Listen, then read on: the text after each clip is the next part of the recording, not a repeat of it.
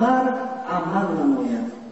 آیه دوم این آدابی هست که اصحاب گرامی قدر باید که در حضور پیامبر خدا می داشتند. یعنی که آواز خود را از آواز پیامبر خدا باید که بلند نمی برداشتند. حق تعالی خبر می دهد در آخر آیه که همین بد اخلاقی، همین بی‌آدابی، همین ناحرمتی پیامبر خدا احتمال او را دارد که تمام ثواب‌های شما حبطه شود، یعنی که از نامه اعمال شما محو گردد، در حالتی که شما خود خبر نداشته باشید.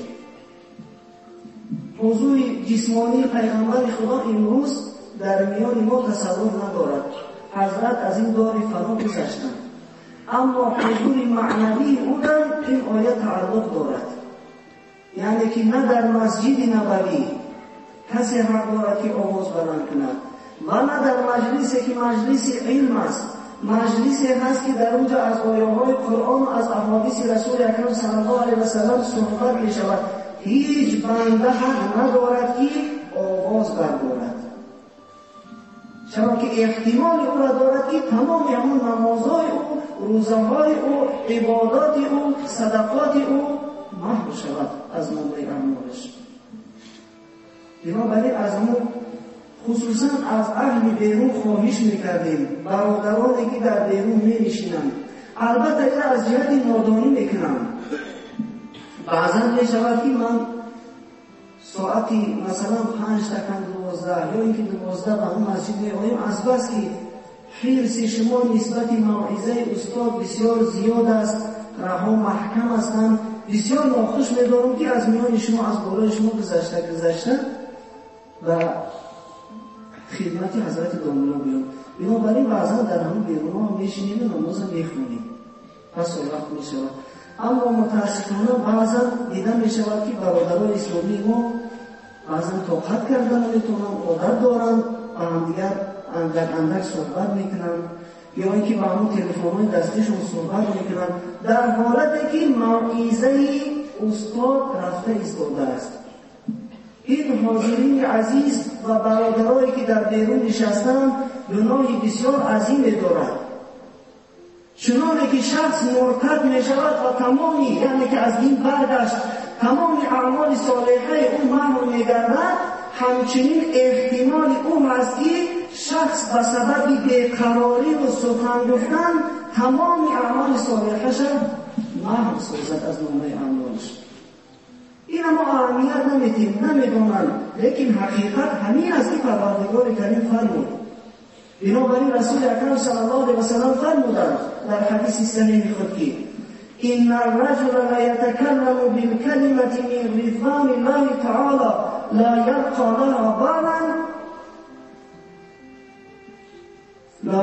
لها بالا يكتب بها الجنه وإن الرجل لا يتكلم بالكلمة من سخط الله تعالى لا يلقى لها بالا يبغى بها في النار.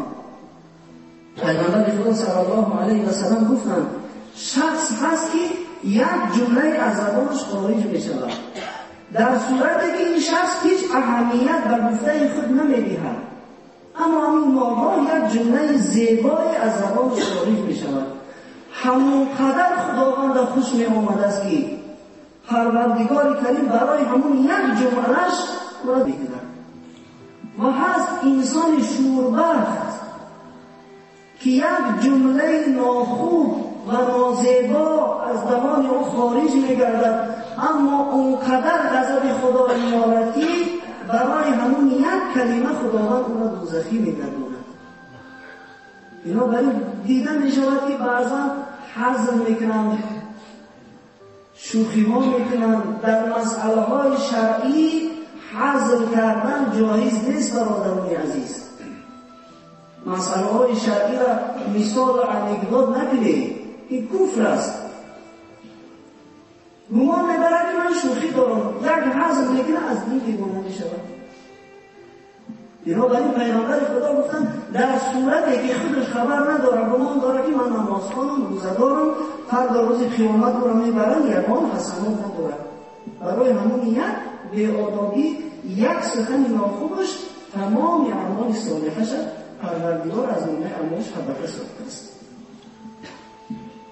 از این جهت بود که اصحاب گرامی قدر پیغمبر چنان در حضور رسالت جناب رسالت پناهی با ادب بودند، همون اشخاصی که طبیعتا آواز بلند داشتند، همون شخصایی که قوی هیکل و مثلا بلند آواز بودند، اما وقتی که در حضور پیغمبر خدا می نشستند موم در این آب میشدند در پیش پیغمبر خدا. حضرت عمر چی شخصی قوی هیکل و چی شخصی بلند آوازی بود، در حضور رسول اکرم صلی الله علیه و سلم می نشست و صحبت میکرد، چنان آرام صحبت میکرد، چنان به ملایمت مراجعت میکرد که بعضا میشد که پیغمبر خدا خواهش میکردن که تکرار کنه سخنش، نمیشنیدندش، اینقدر احتیاط میکردن. بنابراین وقتی که به این آدابی شایسته و الهی خودشون مزین ساختن، حق تعالی از برای وصف اینها آیه 3 سوره حجرات نازل فرمود که ان الذين يغضون اصواتهم عند رسول الله اولئك الذين امتحن الله قلوبهم للتقوى لهم مغفرة واجر عظیم. حق تعالی خبر ساخت که به تحقیق که آنهایی که آواز خود را در حضور پیغمبر پست می‌گردانند، آنها کسانی هستند که امتحان الهی را به سربلندی سپاریدند، دیلهای آنها محل تقوای خدا گشته است. لهم مغفرة و اجر عظیم، از برای ایشان است آمرزش گناهان آنها و پاداش بسیار بزرگ. از امتحانی که در این لفظ خداوند استفاده کرده است، مفسرین بر این قول آمدند که یعنی با وجود اینکه طبیعتشون آنها را به همین بلندآوازی و به همین بداخلاقی و بی‌آدابی میکشاند، اما خود را آرام میکنند. این معنی را دارد. چنانه که حضرت عمر رضی الله عنه سوال میکنند، مجاهد روایت میکند که کتب الی عمر رضی الله عنه رجل لا یشتهی المعصیة ولا یعمل بها افضل ام رجل یشتهی المعصیة ولا یعمل بها. در زمان خلافت حضرت امیرالمؤمنین عمر به نامه مراجعت میکنند که یا امیرالمؤمنین، کسی که شهوت و میل به سوی گناه ندارد و گناه هم نمیکند او افضل تر است، یا کسی که شهوت و گناه دارد، میل دارد، نفس او را بیقرار میکند لیکن گناه نمیکند، کدام یک افضل تر است؟ اونی که نه میل گناه داشت نه گناه کرد، یا اونی که میل شهوت داشت اما خودداری کرد؟ حضرت جواب عمر را نوشتند که ان الذين يشتهون المعصية ولا يعملون بها ثم قرأ اولئك الذين امتحن الله قلوبهم للتقوى. حضرت عمر گفتند البته آنهای افضلتر هستند، آنهای بهتر هستند در پیشگاه خدا که با وجود اینکه به سوی گناه میل دارند، شهوت ناآرامشون میکند، وسوسه شیطانی را به سوی گناه میکشاند، اما خودداری میکنند، اینا افضلتر هستند. سپس برای تأیید سخنان خود همین آیه را قرائت کردند. یعنی که انسان آداب و اخلاق خودش باید که اصلاح کند. آداب و اخلاق اصلاح کردن ممکن است. الخیر عادتون و شر عادتون و نفس معتاده. نیک بودن از عادت است. یک شخصی اگر بدکاره را بگیریم در یک عائله خوب بگذاریم پرورشش کنن، همون خصلت همون عائله در تاثیر میکنند، انسان خوب میشود. بد بودن هم گفتن که از عادت است. با رفیقای بد اگر رفت آمد کرد بدکار میشود، بدرفتار میشود. نفس انسان گفتن عادت پذیر است. بنابراین حضرت امام غزالی در کتابای خودش در احیا و کیمیا می‌فرماید که نفس خود را باید که ما شکسته کنیم. نفس خود را باید که آداب و اخلاق خود را آداب و اخلاق خوب کنیم. اول مجبورا میکنیمش، آهسته آهسته نفس اماره ما به نفس مطمئنه مبدل میشود. مثلا مثال میآورد که کودک یگان کودک نمیخواهد، خونیش نمیخواهد. کودک از تعلیم گریزان است، آن میخواهد که بازی کنه و کوشگردی کنه و به کارهای مثلا لهو و لعب مشغول باشد. اما او را که مجبورش میکنن در پیش کتاب میشوننش، مجبورا تعلیم میگیرد، میخواند، چند بعد همین عادتش میشود، از همون خانیش خود لذت پیدا میکند. برخلاف طبیعت کودکیش بعضا میشود دیگر همون کودک شب و روز از پیش کتاب بر نمیخیزد. یعنی که با واسطه همون ورزش روحانی و معنوی انسان میتونه اخلاق خودش اخلاق حمیده بگرداند. چرا رسول اکرم صلی الله علیه و سلم گفتند مروا صبیانکم بالصلاة وهم ابناء 7 سنین واضربوهم علیها وهم ابناء 10. رواه طبرانی. گفتند که کودک شما وقتی که 7 ساله شد امری به نمازش کنید. اگر به سن 10 رسید امری به نمازش کردید و شما را گوش نکرد ضربش کنید تا اینکه نماز خوا شود. حالا که 10 ساله به بلاغت نرسیده است، ابنای بلوغ 12 است، 7 ساله به سن بلاغت نمیرسد.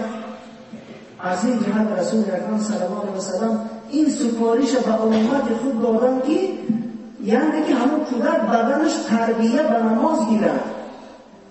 شخصی که مثلا اهل نماز از کودکیش باشد، از خودیش باشد، اگر همون نماز هم نخوند، یک نماز خودش قضا کرد، وقتش گذشت، بیقرار می شود، ناآرام می شود، چرا که همون نماز در خصلتش دیگر پیشرفتگی هست. بنابراین انسان هم باید که همین نفس خودش و اخلاق خودش مجبوراً اخلاق حمیده خوب بگرداند. اگر کوشش کنه انشاءالله تعالی ممکن است. اگر همین جامعه تاجیکستان ما بعضی رفتارهای ناخوب هم داریم که درد جمعیتی شدگی هست، تقلیدی به پیغمبر خدا صلی الله علیه و سلم کنند و کوشش غیرت خود را کنند و سخنان واعظای خود را گوش دهند، البته میتونند که خودشون را اصلاح کنند. مثلا ما افتخار کنیم که خلق ما دارای مدنیت، دارای آداب هستند. اینا با تجربه ما حاصل کرده هستیم. در یکی از بازارهای شهر پروردگار کریم شکرانش که تا دویم جماعت مسجد دیگر آدم نمیبرد، زیاده از 100 کس یک جماعت می شود. به حد همون صفا را جنس می گیرند. سوم جماعت هم قریب که پر می شود. چهارم تا نماز عصر نماز جماعت هست. وقتی که پیشتر نماز جماعتی اول می خوندن، در هنگام برآمدن میان جماعت اول دیگه یک بی‌ترتیبی میشد. یک دروازه خود هم از این طرف مردم جماعت دیگه میخواهند که داخل مسجد شوند، از اون طرف اینوش میخواهند که خارج شوند. یک بی‌ترتیبی و هم بی‌مدنیتی مردم ما را نشان میده. وقتی که چند بار همین تاکید شد که برادرای عزیز شما صبر کنید، بطاقت نباشید، تا وقتی که شما داخل میشه جماعت دیگه مردم میخورند، بگذار جماعت اول خارج شد، سپس شما داخل میشه. الحمدلله خرید که همین چیز حلی خودش یافت. همه منتظر جماعت دیگه جماعت اول خارج میشن، سپس اینا داخل میشن. یک سخن ما بنابراین از 100 گفته که میگوییم اگر یک کش تأثیر خودش برسانه و مردم قبولش کنن، انشاءالله جامعه بلبل شکوفان می شود.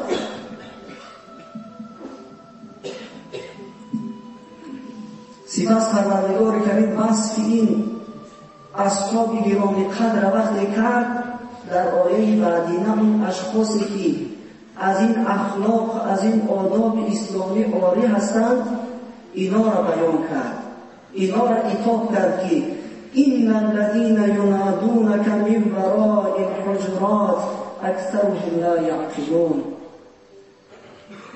براستی که کسانی که از بیرون حجره ها تو در داد و فریاد میزنند ای پیغمبر، اکثریت عقل ندارند. برای دانستن این آیه به اسباب نزول مراجعت میکنیم. سبب نزول این آیه آن بود که از نماینده های هر قبیله عرب از برای قبول اسلام و خدمت پیغمبر خدا می آمدند. از جمله قبیله بنی تمیم چند نمایندش به خدمت پیغمبر خدا رفت. رسول اکرم صلی الله علیه و سلم در همین حالت در حجره یکی از همسراش بود، خلوت داشت.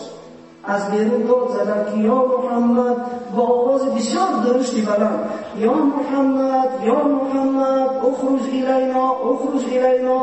تکرار و تکرار همین داد و فریاد زدن بگرفتن. خداوند این رفتار اونها را رفتار ذمیمه خواند.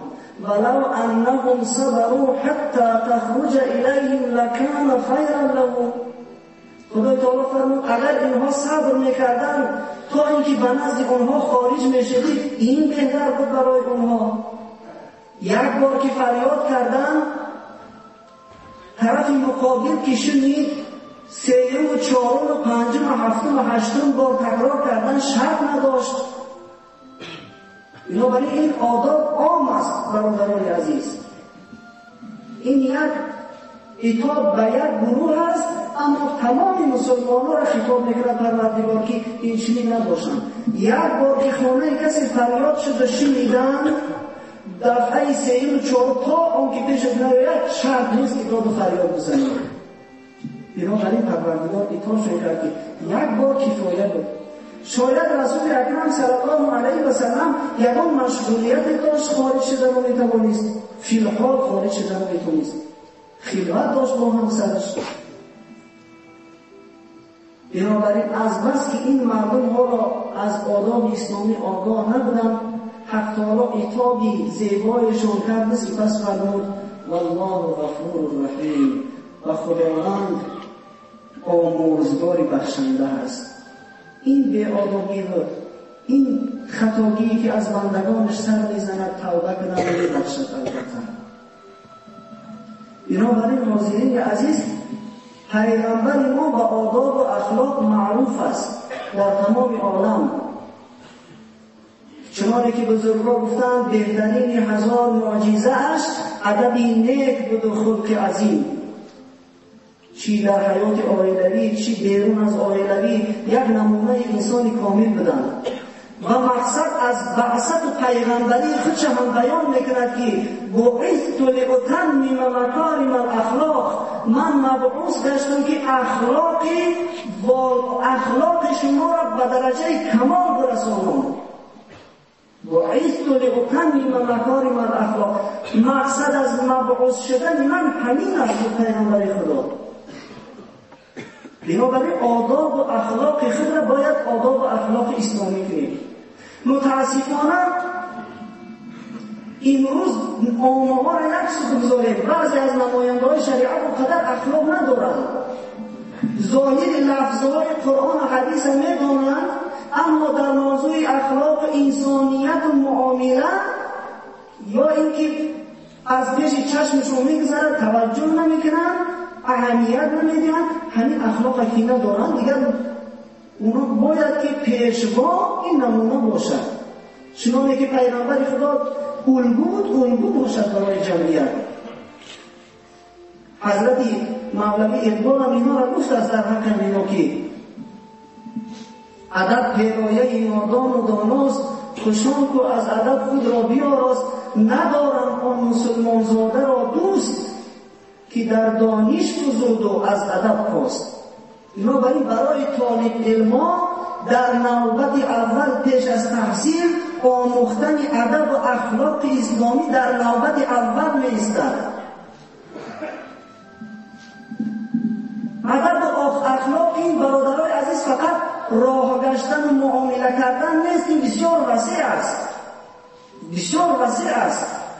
صبر کردن بر بلا ادب است، شکر کردن بر نعما، یگان نعمتی که از جانب خدا به تو رسید این ادب است. توکل کردن بر خدا ادب است، با خویش تبار رفت و آمد داشتن ادب است. یاری کردن یک برادر مسلمان در حالتهای سختی و مشقت این از جمله اخلاق اسلامی است. بنابراین پیغمبر خدا صلی الله علیه و سلم فرمودند که الدین الحسن الخلق، دین این خودش رفتار شایسته است، دین اخلاق حمیده است. ادب و اخلاق دین خوندن. بنابراین جامعه اسلامی ادب و اخلاق حمیده خودشون باید که به پیغمبر خودشون مانند کنند و مانند قوم‌های دیگر از بنی اسرائیل که خدای تعالی چندین جا از قرآن اینا را سرزنش کردگی هست. چی کارهای بدی که کردن، آیه‌های قرآن را به نرخ بسیار کم فروختن، پیغمبرای خدا را تهمت زدن. اینا را در چند جای قرآن سرزنش میکند از برای اینکه ما مسلمانان از اونها درس عبرت گیریم. از چنانه که سعدی گفت ادب از کی آموختی؟ از بی ادبان. حضرت مولوی یک نظم دارد، یک قصه را می‌آورد که از خدا جوی توفیق و ادب بی ادب محروم شد از لطفی را. بی ادب تنها نه خود را داشت بعد، بلکه آتش در همه آفاق زد. این بی ادبی، این بد اخلاقی، ضرر زیان این عام است. مائده از آسمان در میرسید، به صدا و به فروخت و به خرید در میان قوم موسی چند کس به ادب گفتند کوسی و عدس. مثال زمان حضرت موسی را بیاره که در زمان حضرت موسی یکی از معجزه‌هاش این بود که از آسمان در سوره بقره آمده است که خوراک نازل میشد. اعوذ بالله من الشیطان الرجیم و اذ ضربنا علیکم الغمام و انزلنا علیکم المن والسلوى كلوا من طیبات ما رزقناکم و ما ظلمونا ولکن كانوا انفسهم یظلمون. حق تعالی بنی اسرائیل در چند مورد از سوره بقره همین سرزنش میکنند که یاد داره ای بنی اسرائیل نعمتهای خودش را ذکر میکنند، سرکشی‌های اونا را ذکر میکنند. یاد دارید بنی اسرائیل هنگامی را که ابر را بر بالای شما سایه‌بان قرار دادیم.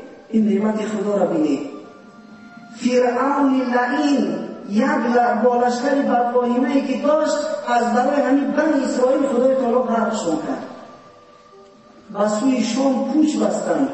از گرمی آفتاب خیمه‌هاشون پاره پاره شد.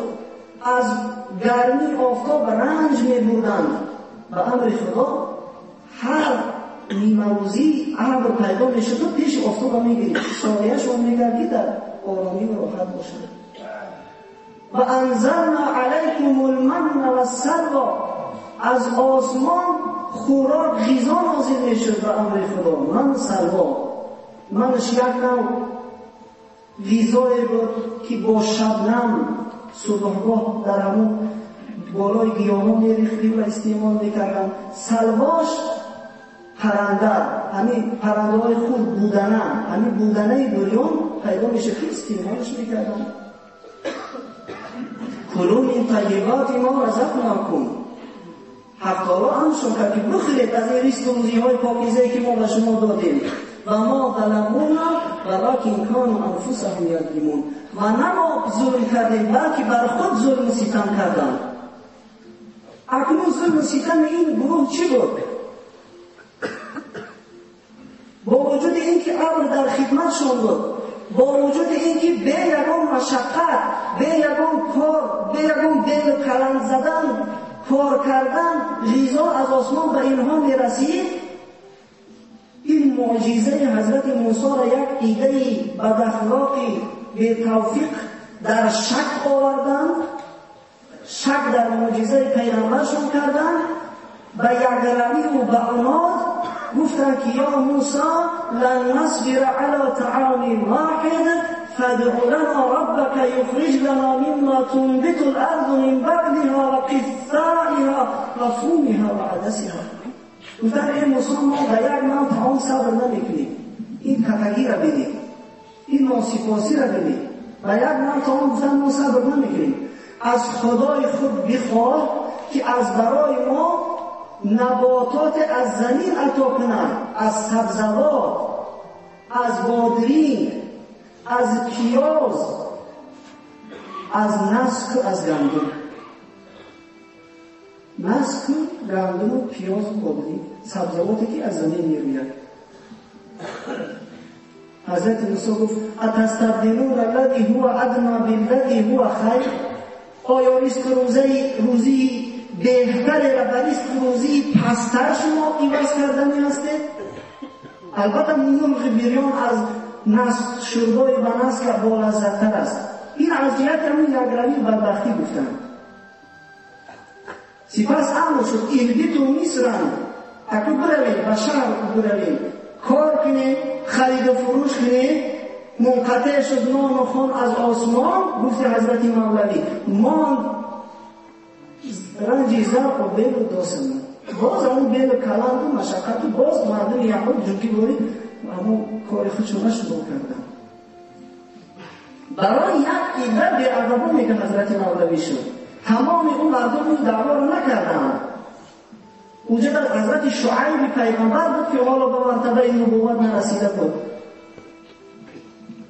باز عیسی چون شفاعت کرد حق خان فرستاد و غنیمت بر طبق، باز گستاخان ادب بگذاشتند چون گدایان ذله ها برداشتند. در دوران حضرت عیسی هم معجزه حضرت عیسی بود که از او طلب کردند ماهی و نان از آسمان نازل میشد. شرط معجزه این بود که باید که ذخیره نکنند. ذخیره کردن این ناباوری بود به فردا، شک آوردن بود به ریسک و روزی داده خدا. اینا برای همین شرط حضرت عیسی گذاشت. هر روز نازل می شود اما باید که همین مقدار خوردگی استعمال میکنیم در خانه ها ذخیره نمیکنیم. باز گستاخان ادب بگذاشتند چون گدایان ذله ها برداشتند. لابه کرده عیسایشان را که این دائم است و کم نگردد از زمین. بدگمانی کردن و فرساوری کفر باشد پیش خانی مهتری. شما چون این گمانی بد دارید؟ زان گدارویان نادیده زیاز آمدنی رحمت به دیشان شد فراز. با همون کاری خودشون عقد نکردن یهودی چشم درست نکی ذخیره کرد. خدای تعالی این دری رحمت و این معجزه پیغمبر شفاعت کرد. از ادب پر نور گشت است این فلک و از ادب معصوم و پاک آمد ملک. بنابراین پیغمبر خدا را وقتی که به خدمتش می آمدن که یا رسول الله به ما یک امر کن، به ما یک توصیه ده، حضرت می گفت که دهان تو شما نگه دارید. احفظ ما بین لحییک و ما بین رجلیک. دهان و اندام نهانیتون از کارهای بد زشت نگه دارید. سپس پروردگار کریم به آیه دیگر شروع میکند یا ایها الذین آمنوا ان جاءکم فاسق بنبأ فتبینوا ان تصیبوا قوما بجهالة فتصبحوا على ما فعلتم نادمین. حق تعالی خبر می‌سازد کسانی که ایمان آورده ای مسلمانان، اگر یک فاسق برای شما خبر را آورد البته او را تفتیش کنید، راستی و درستی این خبر شما معاینه کنید. مبادا از شما کار سر زند به ضرر یگان قوم و یگان گروهی که سپس از انجام این کار شما پشیمان گردید. یعنی در کارها عجله کردن برای مسلمان حرام است. یا اینکه خبر را کسی اگر آورد، اگر خصوصا پوشیده حال باشد، شخصی نامعلوم باشد یا اینکه فاسق باشد، دروغگو یا اون گناه میکردگی باشد، خبر او را به ضرر یک کس هیچگاه قبول کردن در کار نیست. و سبب نزول این آیت سببش از برای شما بیان کنیم که جوانمردی پیغمبر خدا را نمایان میکند و نیست همین آیه را برای ما توضیح میدهد. سبب نزول این آیت چنین بود که قبیله بنی المصطلق یا قبیله عرب با پیغمبر اراده جنگ داشتند، میخواستند که هجوم بر سر مسلمانان برند. بنابراین با همه گرد اطراف خودشون عهد و پیمان بستند و عربای دیگر که هجوم بر سر مسلمانان میکنیم. پیغمبر خدا را درود بر او خبر دادند از این واقعه که دشمن این نقشه دارد، چنین نقشه دارد که یوریش برد به مدینه. حضرت در مدینه منوره یک جانشین خود را گذاشتند، سپس با همه لشکر اسلام و بالای اینها هجوم کردند. یک هجوم ناگهانی بود از برای حمایت پیشتر از دشمن. این عربایی که به یاردن آمده بودن فیلحال فرار کردند. یک جنگ اندکی شده بود که دشمن رو تافت فرار کرد از میدان جنگ و تمام زنها و فرزندها و مال و ثروت اونها همش در دست مسلمانان افتاد.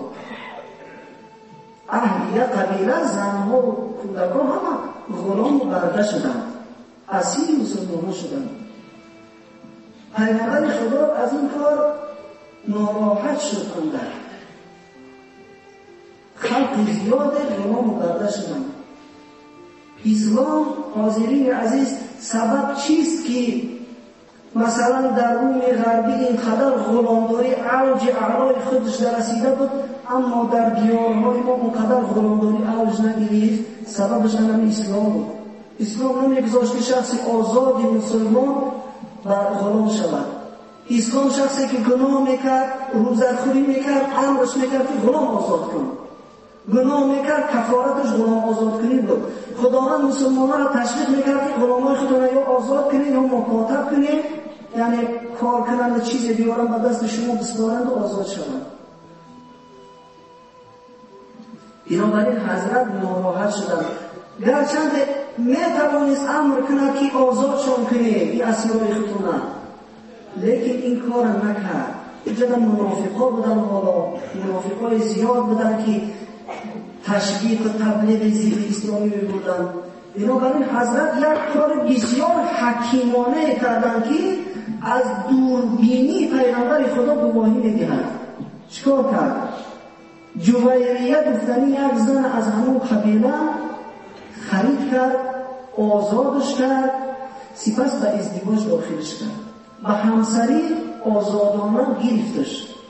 وقتی که مسلمانان از این ازدواج پیغمبر خدا خبر یافتند، گفتند این از روی انصاف نیست که خیش تبارای پیغمبر اسیر دست ما باشند. بنابراین همه اکثریت بیشتر از 100 خانواده زنها و کودکان همه آزاد شدند. به این جوانمردی پیغمبر خدا این خبر در عالم پهن گشت و اون مردایی که زن و فرزندای خود را پرتافته بودند، او کسایی که دشمن پیغمبر خدا بودند و دشمن اسلام بودند، این از این واقعه خبر شدند. دلهاشون همچون شمع نرم گشت، آب شد. گفتن در حقیقت ما نادان بودیم و این جوانمرد و این خیل مردم ما قصد جنگ داشتیم. بنابراین یک نماینده خودشون فرستادند. نمایندهشون رئیس قبیله حارث ابن ابی زرار بود، پدر همسر پیغمبر که همون وقت گرفته بودش، پدر جویریه. حارث ابن ابی زرار به خدمت پیغمبر خدا صلی الله علیه و سلم آمد. گفت یا رسول الله، تمام اهل قبیله ما دیرشان طرف شما شد، اسلام عرض کنید ما مسلمان شدیم. حضرت اسلام عرضش کرد، اسلام قبول کرد به جان دل. گفت که اگر اجازت باشد من رفته تمام اهل قبیله خود را دعوت میکنم به سوی اسلام و زکات مال اینها را جمع میسازم، همون شتر و مال و گل و باید که شما یک فرستاده فرسته تا که به دست اونها همین صدقات ادا کنیم و به خدمت شما بیارد. پیغمبر خدا قبول کردند. سپس حارث به پیش اهل قبیله‌اش رفت، همگی اسلام قبول کردند، زکات مال خود را جدا کردند و منتظر قاصد پیغمبر بودند. اما تأخیر افتاد. اتفاقا تأخیر افتاد، فرستاده پیغمبر به نزدشان نآمد.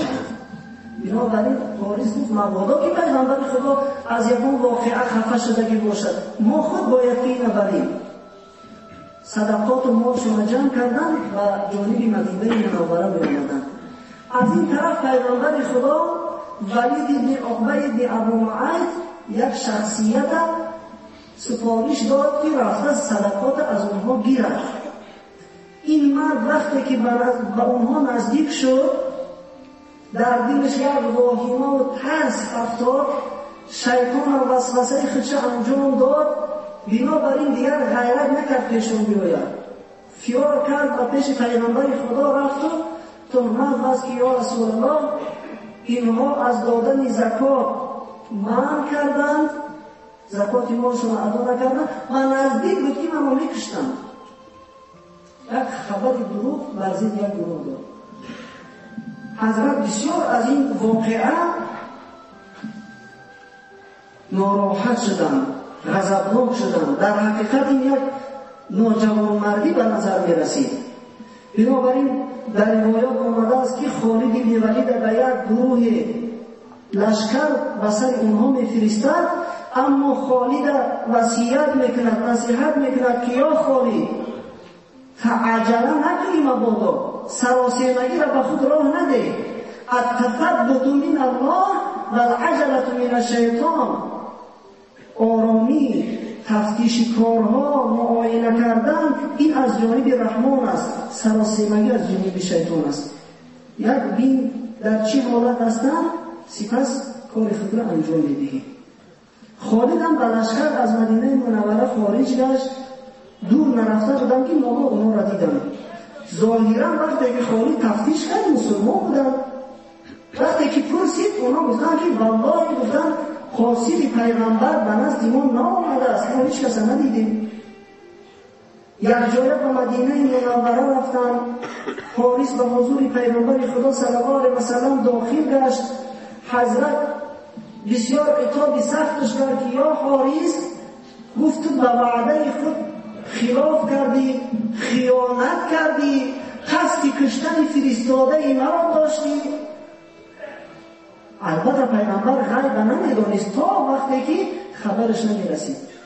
حارث گفت یا رسول الله والله این سخنان نادرستند، دروغند، هیچ کسی به نزد ما نآمده است، ما از این واقعه خبرم نداریم. در همین حالت بعد از نماز عصر بود که حتی این آیه را نازل کرد، دروغگویی ولید ثابت کرد و راستی اون قوم اثبات کرد. و نیز این یک درسی شد از برای تمام مسلمانان، یک درسی شد که در هر کار مسلمان باید که تفتیش کار کند، دوراندیشی کند، عاقبتش بیند، سپس عملی کند. والله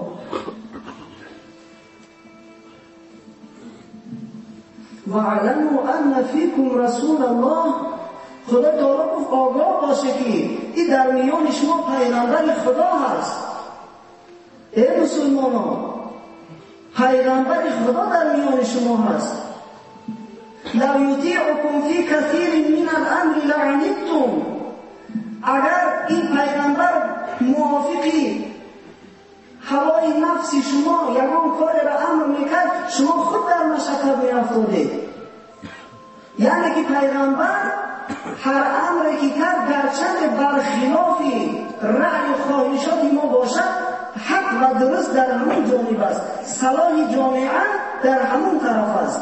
النبی اولی بالمؤمنین من انفسهم. چرا که پیغمبر از جان به ما نزدیکتر و مهربانتر است. بنابراین اگر موافق همین رأی شما اصحاب دیگر را میکرد، پیغمبر عمل میکرد، و به خود شما بد بود.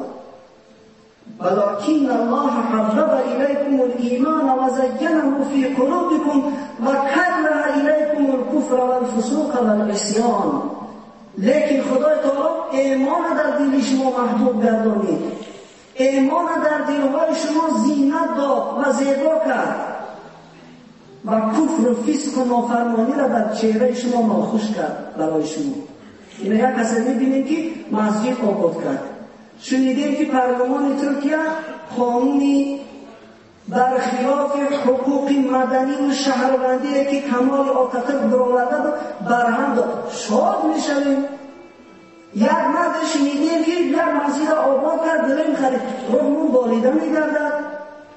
شنیدیم که مسلمانای بلگیا، مسلمانای اون دانمارک از پیغمبر خود حمایت کردند، کتاب‌ها بیان کردند، مردم از تاریخ پیغمبر آگاه ساختند. شاد و خرسند دیگر جای نشستن نمی‌یابیم.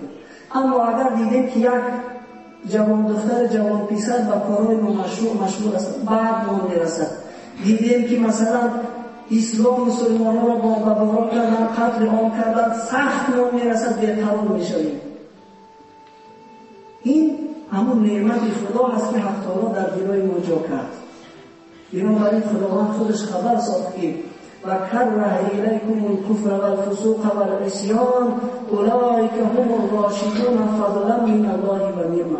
این کسایی که گفت چنین باشند، کارهای خوب در نظرشون خوب باشد، کارهای گناه در نظرشون بد باشد، اینها راه یافتگان هستند، اینها هدایت یافتگان هستند. امروز بحث در جامعه بسیار میشود که زنا کنی کافر میشه، از ایمان خارج میشه، شراب نوشید از ایمان خارج میشود یا نه؟ اگر همون چیز حلال ندانست. حقیقت پیغمبر خدا گفتن که من سرت حسنته و ساعت سیئته فهو مؤمن. هر کس که کاری خوب در نظرش، کاری ثواب او را شاد بگرداند و کار گناه او را ناخوش بدارد، اوست مسلمان گفت. اگر عقل موسیقی پروا نداشته باشد، پشیمانی و ندامت نداشته باشد، البته او از ایمان خارج شده است. اما اگر نوشید و خطا و بد پشیمان و حسرت زده و توبه و ندامت کرد، این نشانه است که همون ذره ایمان در داخلش بوده است. ما نمیتوانیم که حکم بر کفر کنیم. آخر دعوانا الحمدلله رب العالمین.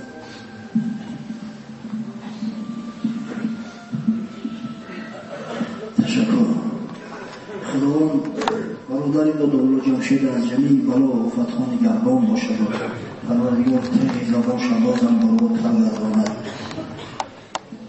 راستی که با التماس کردیم برادر عزیز ما که اندک وقت بگذاره برای آن که سوالات بین زیاد آمدیم و بعضی برادرها به صبرانه انتظار سؤالهای خیلی هستند. وقتی که ما سخن میگوییم مدتاً ساعت از یک میگذرد، برای آن که مردم بیرون از زیاد معطل نکنیم و مردم اعلام می‌داریم که بیایید سؤالهای خیلی بعد نماز از ما کنید، انشاءالله جوابتون رو میگیرید. اما بعضی‌ها میخواهند که همین سوالاشو اعلام کرده شود، شاید که سبب اصلاح شدن بعضی از اهل جامعه گردند. یک برادر نوشته است: السلام علیکم دامادا، از شما التماس دارم که به سؤال من همین جمله جواب دهید، زیرا که به نهایت بی‌طاقت شدیم. مسلمان زاده هایی که خواهران و زنها و مادران با سطردار، مسلمان زاده هایی که خواهران و مادرانش مقصد سطردار هستند، اونا را منشته میگویند و میگفتند که این مادر از کجا یافته. حتی در پس درهای ما این کلمه ها رو می نویسند. التماس حکم همین خیل آدم ها رو در همین نماز جمعه اعلام نمایید. کسی که استهزا و فرض از فرایض الهی میکند کافر است مطلق، با اتفاق علمای نه فقط اهل سنت و جماعت بلکه تمام علمای اهل اسلام. و یقین بدانم این خانه سختارا که این مادر خداوند متعال با ما و شما پیشنهاد کرده است و حتی که امر نموده است در قرآن عظیم و شان، وقتی که پروردگار متعال و پیامبر محبوبش محمد صلی الله علیه و سلم امر می‌فرماید: یا ایها النبی قل لازواجک و بناتک و نساء المؤمنین، ای پیغمبر محبوب من محمد، اول به زنان خود بفرما، بعدا به دخترانت و نهایت به تمام زنان مؤمنان، هر کسی که دعوای مسلمانی دارد، لیدنین علیهن من جلابیبهن، تا اینکه چادراشون در سراشو بکشن، تا اینکه عورتهای خود پوشانن، ستر کنن. این مادر برای کسایی که مسلمان هستند خداوند بزرگ متعال اعلام داشته است.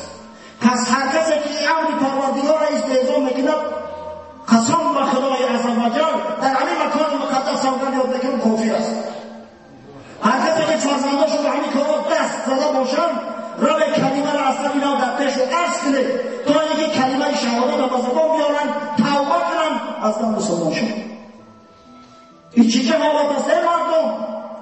الحمدلله دولت جمشیدان گفت که در ترکیه رئیس جمهور ترکیه با همراهی سربازی زنای خودشان صدر پوشانده و با مردم ترک که مدت 50-60 سال شد که از اخلاق و آداب اسلامی دور افتاده بودن، نشان داده ایستادند که انا زینت زن مسلمان. حالا چه مواظبت؟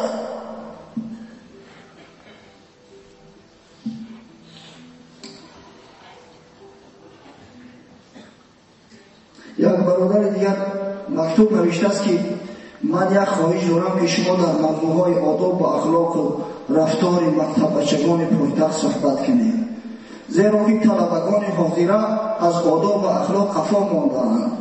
این نه تنها خواهشی من بلکه خواهشی تمام معلمان پایتخت باشد. من این خواهش را برای آن از شما کردم که نام شما نسبت به دیگرها بسیارتر صدا می‌دهد. حتی جوانان امروزه میتوانند طریق شبکه اینترنت امر معروف شما را شنوند و تماشا کنند.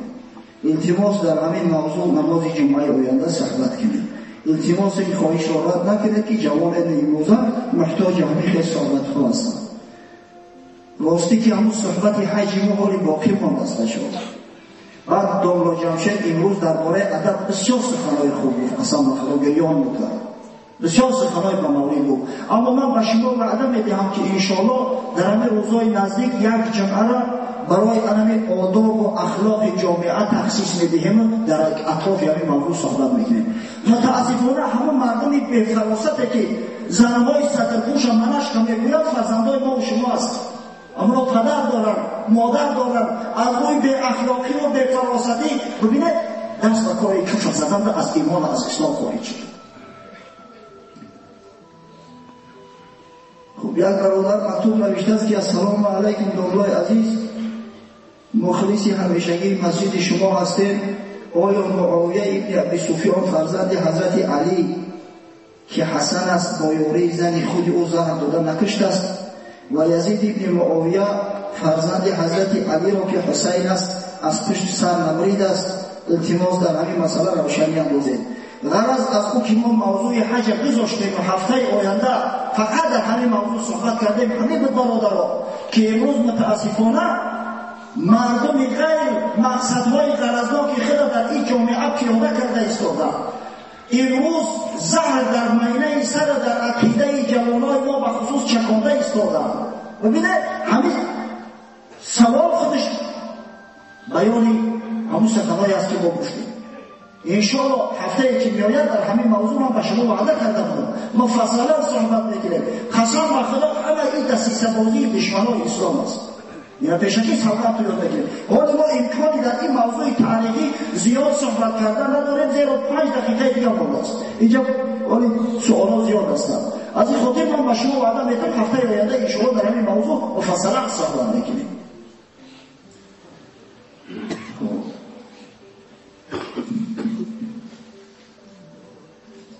یک برادر گفته است ما وقتی به روسیه میرویم در ماه شریف رمضان با تقویم مفتی کلان روسیه عمل میکنیم، اما عید رمضان رو با تاجیکستان عید میکنیم یا با مفتیات روسیه.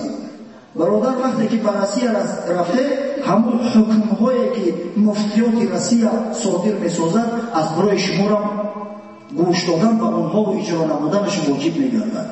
طبق حالا فرموده مفتیات رسی عمل کنید. زیرا وقتی که شما میروید نیت اقامت میکنید شما مقیم همونجا میشوید. اگر چند که وطن تو وطن اصلی نیست، وطن اقامتی هم که باشد. بعد انشاءالله من گمان میکنم که دیگر همین فرقیتی که بین عیدهای رمضان و قربان واقع میشد، من گمان میکنم شاید انسان دیگر از بین رود. الحمدلله امروز دیگر رابطه و مناسبت دولت‌های اسلامی به حد از این چیزی‌اند که اگر یکان نافهمی واقع نشود همدیگر را آگاه می‌سازند، همه در یک روز عید میکنیم انشاءالله. و یک عیده برادران نوشتند که